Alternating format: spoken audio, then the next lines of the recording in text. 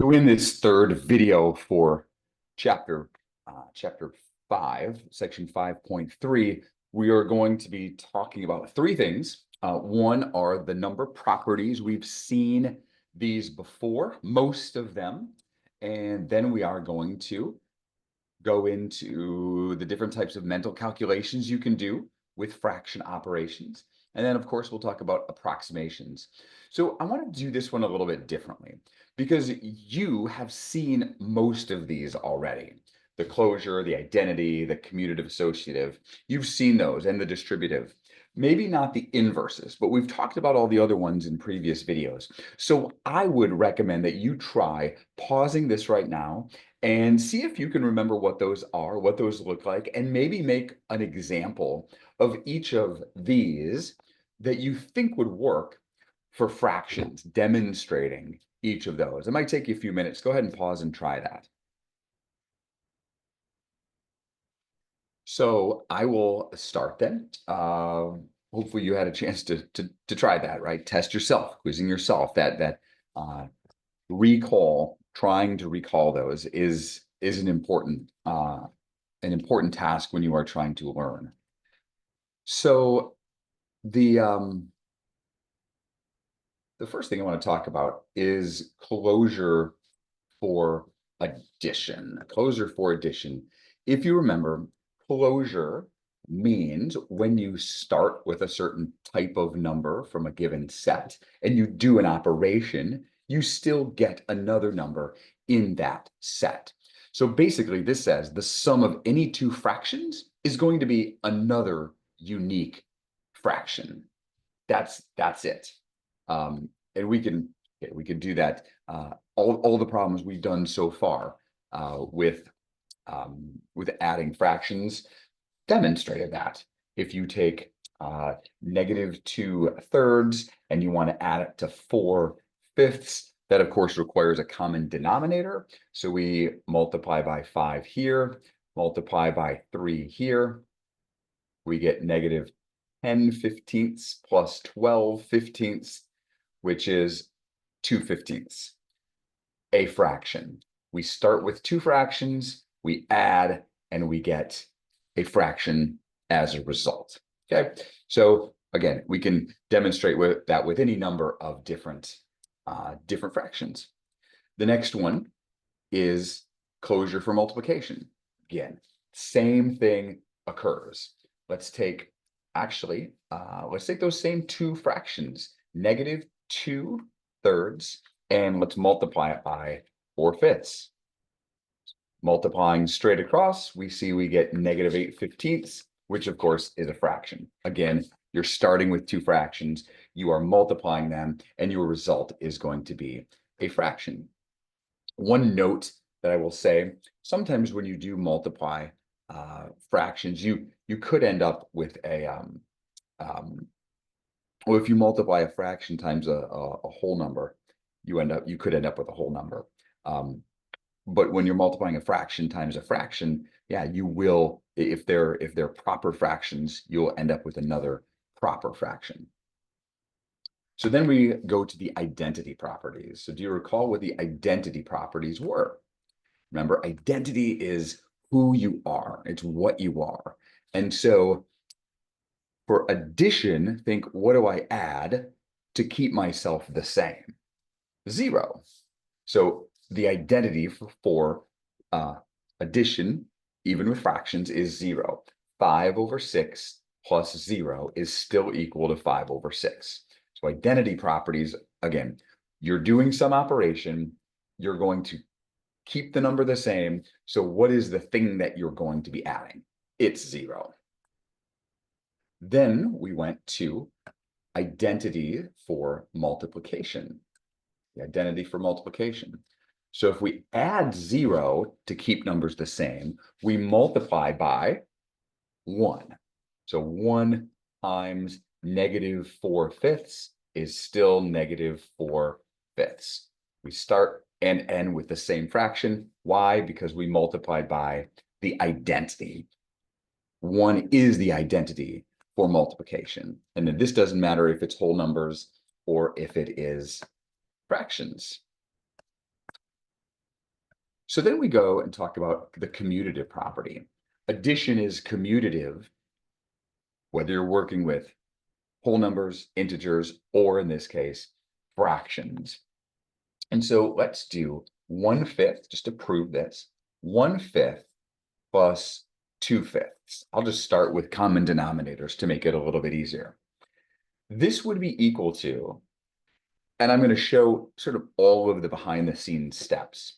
1 plus 2 over 5, right? We keep the same denominator and we're adding the numerators. And because we know whole numbers are commutative, 1 and 2 can be changed in order. 2 plus 1. And we know that would equal 3 over 5. So these numbers can be in either order in that numerator. So that shows that addition is also commutative for fractions. Then we go to the associative property with fractions and addition. And let's try this. What I would love, just again, to give you another opportunity to practice some of these. Here is a problem that what I want you to do is try and sort of prove that this is associative by working through both sides of this equation individually. So take a moment to try that. So on the left side, we start with the grouping, 1/3 plus 1/4. So we would multiply this side by 4 and 4, this side by 3 and 3, giving us 4/12 plus 3/12 in the fraction. Then we would add to get 7/12.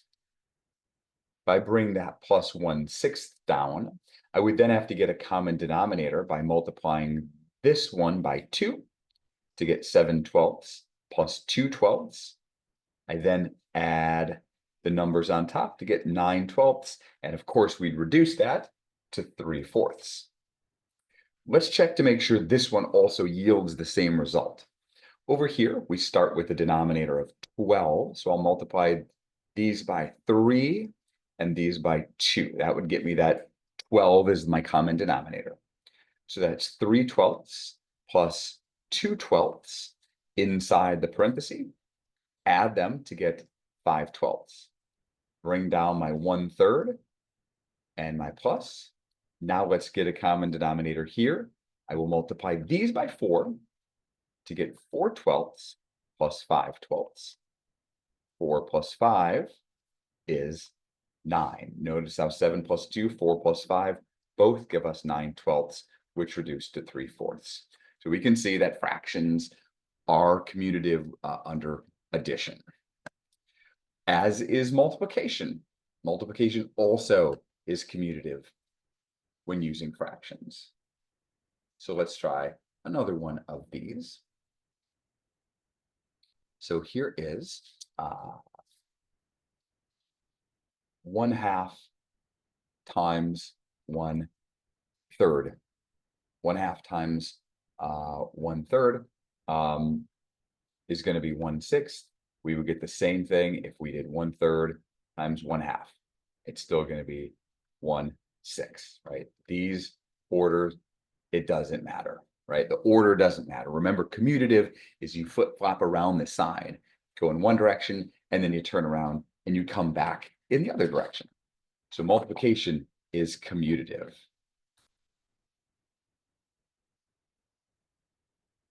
There is another way. Sometimes it's nice when we can see those visuals, right? So here is a nice visual of that as well. And so what you're going to see here is on the left side in yellow, this is showing half of 1/3, right? This right here, our shaded section is 1/3, and we're taking half of it. And half of 1/3, as we can see, if we extend all these lines, that would be 1/6. Over here, now we are looking at 1/3 of 1/2. if we start with a half and then we say we just want to take 1/3 of it, that would be, again, we continue this pattern, 6 sections and also 1/6. So half of a third and third of a half are actually the same thing. And that's an interesting one because that seems like a much different thing, taking half of something and taking a third of something. But actually, when you're taking them of each other, it is still going to end up giving us the same result of 1/6. So then let's take a look at associative property with multiplication. Now I had you do one of these on your own with addition. Let's do the same thing here with multiplication, just again for that practice, because that is always good. The more of these we can do.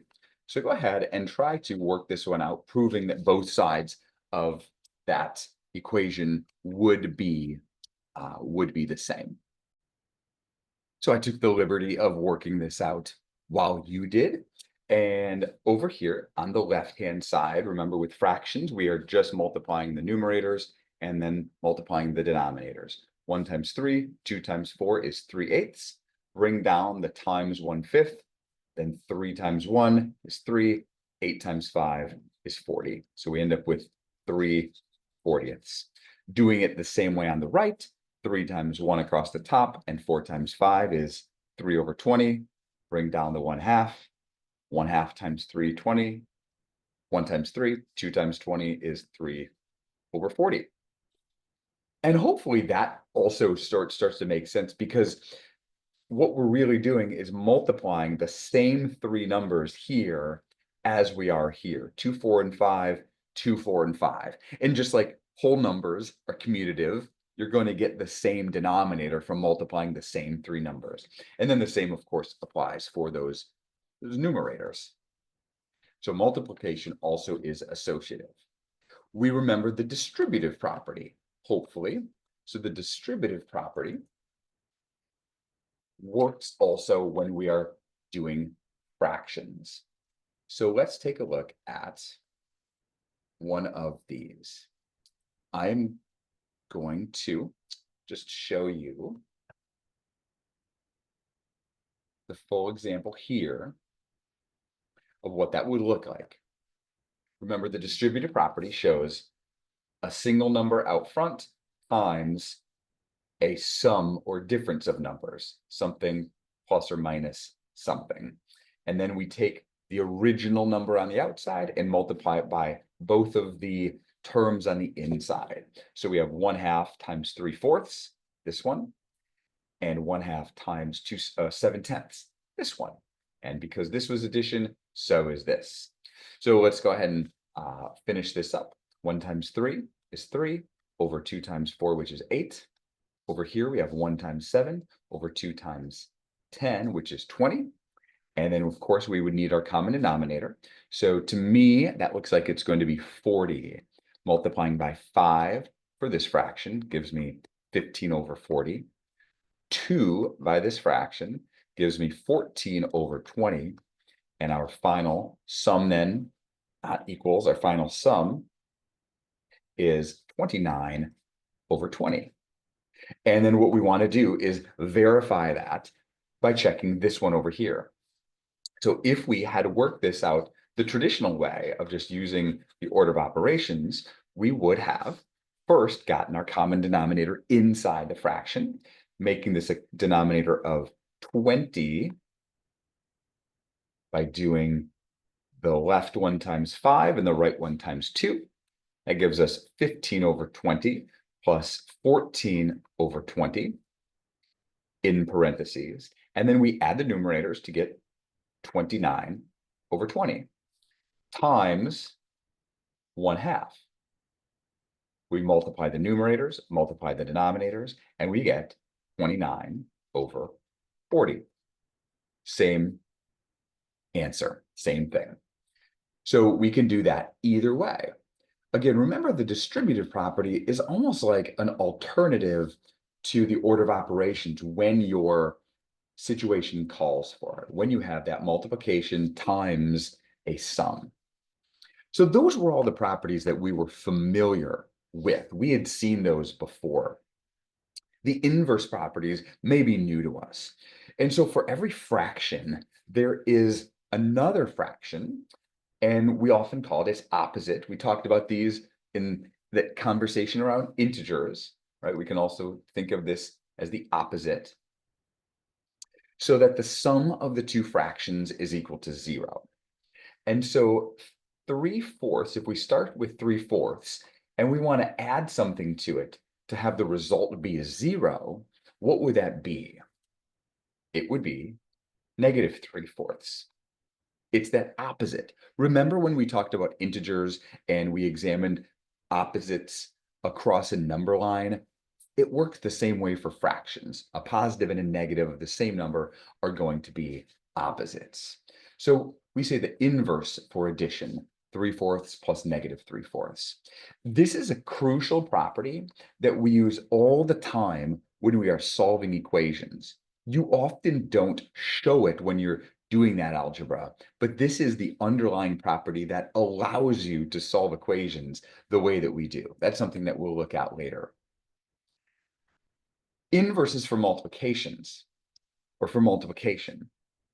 This is often referred to as the reciprocal of a fraction.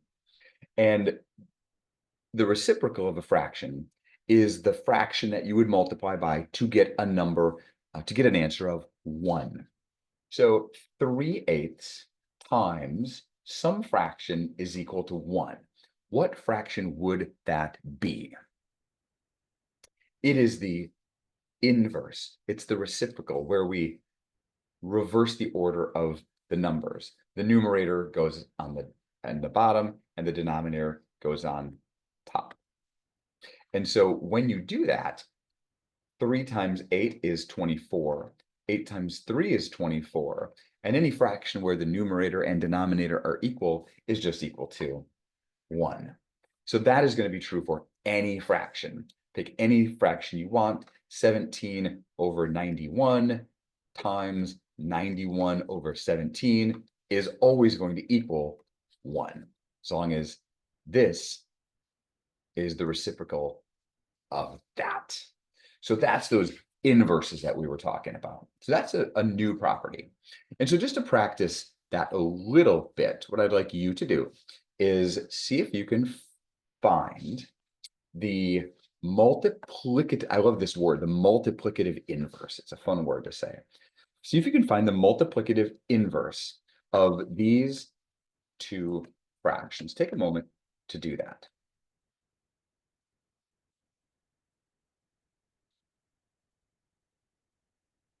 So for the first one, I'm curious, did you realize that because it's a mixed number, it's not just taking the inverse, the reciprocal of the fractional component, you have to do it to the entire number. Because remember, if we multiply 2 3/4 by its inverse, it's going to equal 1. And so the way that we have to do that is, first of all, change it to an improper fraction. 4 times 2 is 8, plus 3 is 11. 11/4. And so if we multiply 2 3/4 by 4/11, it's going to be 1. Again, because this is really equal to 11/4. And when we multiply it by 4/11, you get 44 over 44, which is equal to 1. So this 4/11 is the inverse of that. And that one isn't always as obvious because, well, it doesn't look exactly the same. You have to get it in that improper fraction form first. Here we have negative 4/5. And for this one, we can say negative 5/4. And it's okay to leave that negative on top. It actually doesn't even really matter, because in either case, when you multiply across and across, you're going to get 20 over 20, which of course is equal to 1. But it does have to be negative. That is a key. Right? Your inverse, when you multiply by that inverse, it is going to always equal a positive 1. So now let's move on to our conversation about mental calculations. So again, we've seen these before, but now we're going to look at them with fractions. And so this might be something that you are saying in yourself, oh, there's no way. There's no way I can do fraction work in my head. I beg to differ, right? I'm going to challenge you to maybe think about this in ways that you haven't done before. So here are 3 problems that I'm going to put up. And remember, when you're doing mental, that's not what I want. When you're doing mental calculations using compatible numbers, you're looking around the problem to find the ones that are going to fit together nicely. So give all 3 of these a shot. This is a great mental exercise for you.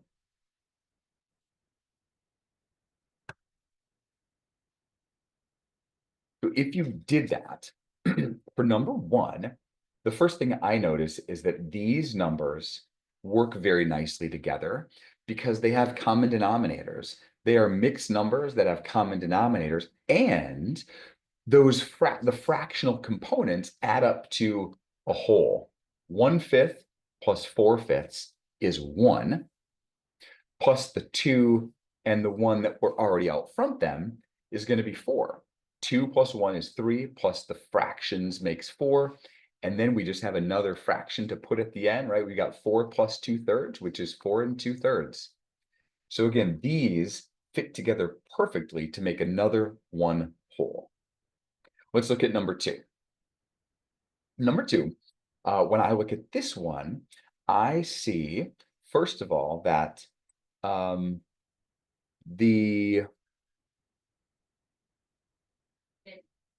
like this.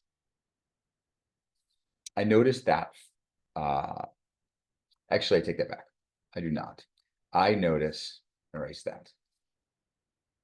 It was these. There we go. Same exact thing. Same exact thing as the last problem, where we have a fractional component with common denominators here and here that are going to add up to be 1. So we have the 5 and the 2 to make 7. These fractions makes 8. So these make 8. Add the other 4 that's left over here to be 12. Let me write 12 plus 4 equals 12. And then 12 minus 3/4 is 11 and 1/4. So again, 5 plus 2 is 7, plus 1 more is 8, plus 4 is 12, and 12 minus 3/4 is 11 and 1/4. If you're not sure about that one, go back and rewatch the video where we talked about adding and subtracting with mixed numbers, and especially when you had a whole number in there, because we talked about repurposing or borrowing, regrouping one of those circles. Okay, so maybe go back and check that. Then we get on to the multiplication ones. So what did we notice there? I noticed that these 2 pair nicely together, and these 2 pair nicely together. 1/3 times 9 is 3. 9 divided by 3 is 3. 14 times 1/2 is 7. 14 divided by 2 is 7. And 3 times 7 is equal to 21. So those might not have been obvious to you at first or even at all. But if you start to recognize those opportunities, it's going to make mental calculations a thing that you start to feel a little better about. I don't expect it to be something that's easy for everyone at first, but it does take a little bit of practice, and I know you can do it.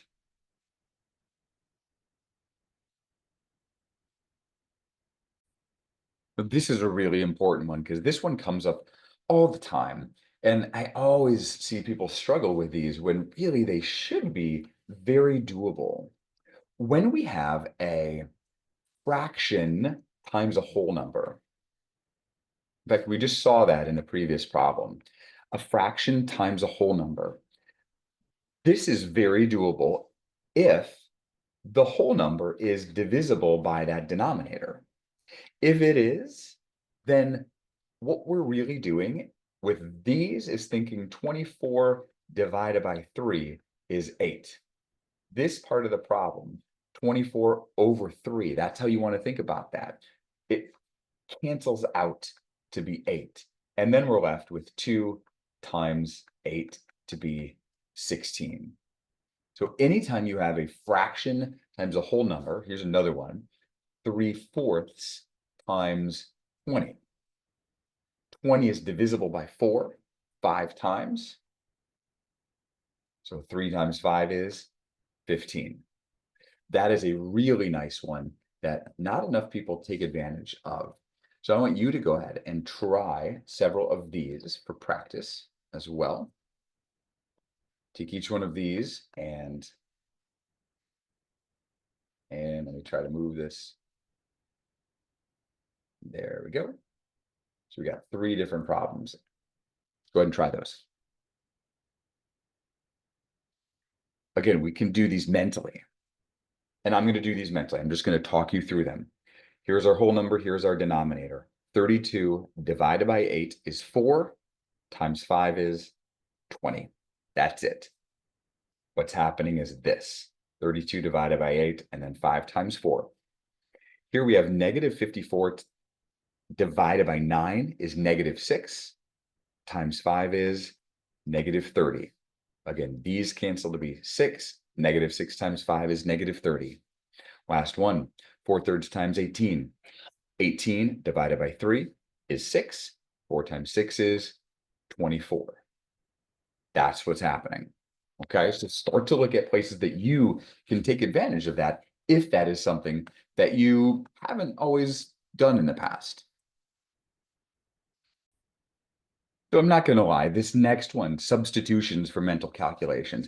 I do this one all the time with whole numbers. We did talk about that in a previous chapter, but with fractions, this one can be a little bit challenging. I still use it, but it can be a little more challenging for folks. So let's see how this is going to look. So remember when you're doing substitutions for mental calculation, you're replacing one number with usually some other problem, and it almost always turns into the distributive property. And so what you'll notice here is we've got the problem 4 times 2 6/7. Well, now we see that equals 4 times 3 minus 1/7. We took 2 6/7 and rounded it up to its nearest whole number, 3, but then we had to subtract the part that we added to it, which is that 1/7. The reason that this is then doable is because we have a nice, neat whole number here. 4 times 3 is equal to 12. And this is a fairly easy multiplication to do as well. 4 times 1/7 is 4/7. And then, like we talked about several minutes ago, 12 minus 4/7 is 11 3/7. And so this is a little harder, but it also is doable. So let's take an attempt at trying a couple of those on your own as well. So let's try doing this one. Let's go 2 7/8 plus 1/4. And then you'll also try 7 times 2 9/10. See if you can attempt both of these using some sort of substitution method. So this first one, I think, is a little different than the example problem because it could work. It could work. But I think what I'm doing here, or sorry, not there. What I'm doing with my 1/4 is I'm thinking of 1/4 as 1/8 plus 1/8. And if you didn't see that before, do you see it now? Do you see why that would help? 2 7/8 plus 1/8 is 3. And then that 3 plus 1/8 is 3 1/8. So it's sort of like you're adding a fourth, but 1/8 at a time in order to make that into a whole number, right? It's always finding ways to, can we get up to a whole number somehow? Whole numbers are always easier to work with than fractions. And maybe you never even realized how much you had the freedom to change numbers, right? We can change numbers into other ways that work for us better. So with that thinking, can you give this one a shot? This is kind of like the example problem from a couple minutes ago. 2 9/10 we could think of as 3 minus 1/10. And then we have 7 times 3 is 21, minus 7 times 1/10, which is 7/10. 21 minus 7/10 is 20 and 3/10. Now I did that all by talking it out. Now I'll show you what I just explained. Here's what I did. 7 times 3 minus 1/10. Again, I rounded the 2 and 9/10 up to the next whole number, and then I subtracted the amount that I rounded it up. Then I did 7 times 3, which is 21, and 7 times a 10th, which is 7/10, and then I subtracted those to get 20 and 3/10. And so that is a strategy that, again, if you need to do a mental calculation, it's a nice one. It's going to work. So the next one we will look at is equal differences and add up for mental calculations. And this one is really nice if you have to subtract fractions or mix numbers, because it can help you avoid having to borrow. Here's what I mean. Here's a really good example of this. Imagine you have to do 5 minus 2 4/5. Well, when you do that equal differences and add up, what we're going to be doing here is we're going to add a fifth to both of these numbers. And the reason I did that is so that this thing becomes a whole number. The thing I'm subtracting, if the thing I'm subtracting is a whole number, it's a lot easier to do. And so if I add a fifth to both of them, now I have 5 1/5 minus 3, which is just 2 1/5. You just subtract the 5 minus the 3 to get 2 1/5. And so again, we took both of the original numbers, we increased them by a fifth to make this new problem, which was a lot easier to work with. And again, if I can expand that just to show you why that works a little bit, I think that helps. Again, if we start with 5 minus 2 4/5, that's equal to 5 plus 1/5 minus 2 4/5 plus 1/5. This is the more official looking version of what I showed you up here. But just take a minute and scan through this. Again, this is what we put here, and this is what we had here, that 3. But notice how we added a fifth here and we added a fifth here. And you might be thinking, doesn't that throw off our answer? No, because we're subtracting this thing minus this thing. We're essentially adding nothing. We're adding 0. Those two things would just subtract themselves back away. So that's why this approach, this strategy, works the way it does. So let's go ahead and try some as well. So I'm going to put several up here and see if you can work through these. Again, the more you can do in your head, the better practice it is, even though, yes, I know it can be challenging. Give these a shot.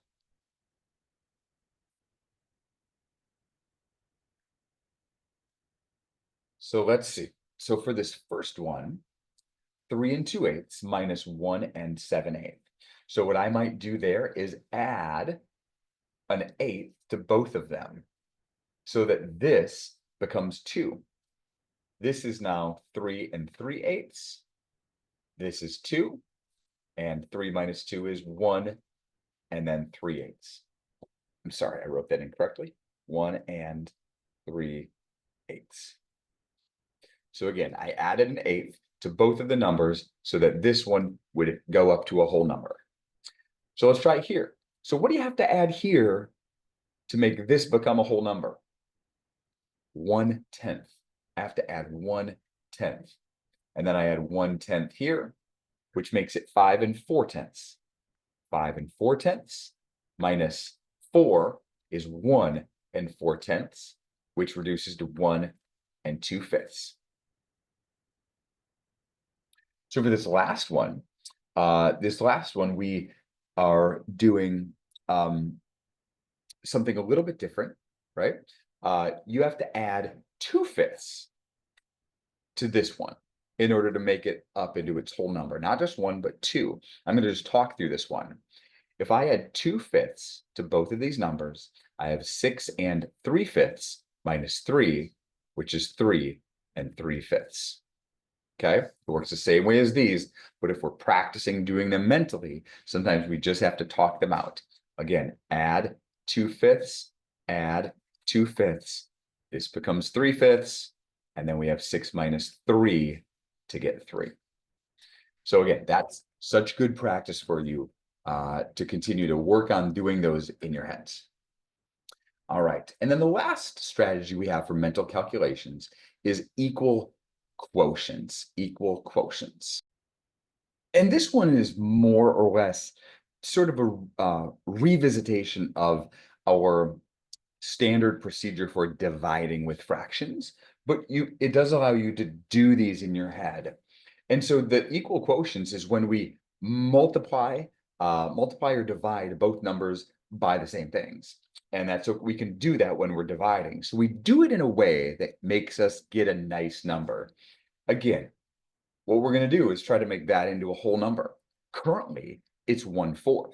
But if we multiply it by 4 and multiply this by 4, this just becomes 1. So what we have is 28/9 divided by 1, because the fourths cancel out. And 28/9 then is our answer, even though we have to simplify it to 3 and 1/9. 9 goes into 28 3 times with 1 left over. So see if you can do that with these two as well. Change the divisor fractions into something nice. So for number 2, this one is kind of like the first one, where if we can think about this as times 3 and times 3, that will turn this into 1 and this into 15/4. 15/4 can then be simplified into 3 and 3/4. If we write it out, it'll look like this. Multiply them both by 3, 15/4 divided by 1, because those 3's will cancel, again, is 15/4, which is equal to 3 and 3/4. And then finally, this one we can do one at a time. We have to do 2 steps in order to get this in to be a nice fraction. If we multiply it by 3 and multiply it by 3, it gives us 18/7 divided by 2. But I don't want it divided by 2. I want it divided by essentially 1.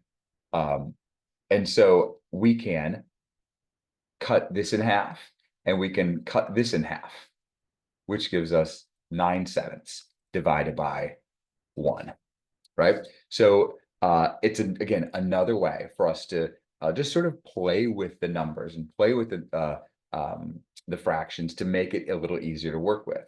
This then simplifies to 1 and 2/7. Okay? You would probably most of the time do this last problem like this. Let me connect it to something that you are probably more familiar with. Multiplying by the reciprocal. We would change this to 6/7 times 3/2. And if you think about what this is, it's essentially the same thing that we did before. When I multiplied by 3 and multiplied by 3, that was this. And when I divided by 2 and divided by 2, that was this. So they were just sort of built in one at a time in the way we did it, and they're shown here both together when we multiply by the reciprocal. So that brings us to the last piece. We're going to do just one more section talking about approximations. Again, we use approximations for a couple different reasons. Again, one is when we don't necessarily need a perfect answer, but I think even more importantly is for us to be able to check the reasonableness of our calculations. When we do a fraction calculation, we need to know that our answer makes sense. And so approximating can help us with that. So rounding is usually the most common way for us to do this. If we start with 6 1/3 and we need to add 2 3/4, we can round, and actually let me do one more, plus 1 1/5. We can add 3 numbers and just round them to the nearest whole number. This is approximately this would round down to 6, this would round up to 3, and this would round down to 1. So this would be approximately 6 plus 3 plus 1, which is 10. If we wanted to see a subtraction, we could do 8 and 1/3 minus 2 and 3/4, which, if we round it, is approximately 8 minus 3, which would be approximately 5. So again, rounding helps us, again, if we're just trying to get something close, if we're just trying to get close. So let me have you do a couple of these, and we'll do some other operations as well. So just to check, let's try to approximate 6 3/4 times 8 and 1/3. And let's also do, in addition to that one, nope, that'll be good. Just that one. So 6 3/4 is pretty close to 7. 8 and 1/3 is pretty close to 8. So when we multiply, yeah, we are just getting to approximately 56. If you are following along in the slides, there are a few additional slides that I'm going to include in here that talk about an expanded way you can do that to even make your approximation a little more exact. And there's a nice visual in there as well. I'm not going to go into that here in the video itself. But if you are interested in that method, there's a nice visual to accompany that as well.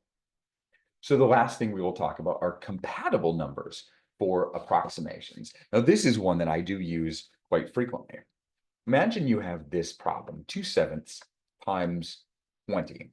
I'm going to let you stare at that a moment and see if you can figure out what you might do here, what you might do to make this into a slightly different number that's easy to work with and easy to get a nice answer for. One thing you might have noticed is that earlier we talked about multiplying a fraction by a whole number.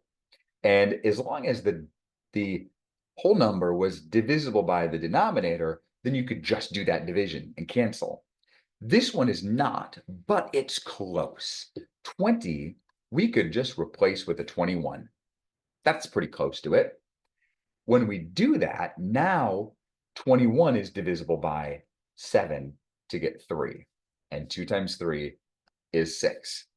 So that is a really nice way to get an approximation without having to do the calculation or before you do the calculation. Here's another one. Let's go 3 5/8 plus 9 1/7. Take a moment, stare at that. What do you notice? What I notice is that these denominators are not the same, but they're pretty close. An 1/8 and a 1/7 are pretty close to each other. So what if we just change this to 9 1/8? 3 plus 9 is 12. 5/8 plus 1/8 is 6/8, which is reducing to 12 3/4. So our sum here would be approximately 12 3/4. Not exactly, but once we do the calculation, then we can check. Then we can say, oh, did we get something close to 12 3/4? And this was something that you could have done very quickly, even in your head. So I want you to try 2 of these on your own. Let's go with 3/4 times 31 and 4 7/10 times 2 2/11. Try both of those on your own. I'm sorry, this was plus, not times. This was a plus, not a times. And I apologize if you already jumped right to doing that. Okay, so for this first one, did you notice that 31 is not divisible by 4, but it's pretty close to 32? 32 is divisible by 4. It's 8. So this becomes 8, and 3 times 8 is 24. For this one, again, it was an addition problem, supposed to be, And we have two denominators that are very close to each other. And so we can just change one right into the other. Let's change 2/11ths into 2/10. We can add 4 plus 2 to get 6, 7/10 plus 2/10 to get 9/10. 9/10. And so again, sometimes it's just making slight manipulations to your problems, to your numbers, so that they're easier to work with. And again, you've got the freedom to do those sorts of things. Too often folks don't recognize that they have that option. And so that is all we have for section 5.3.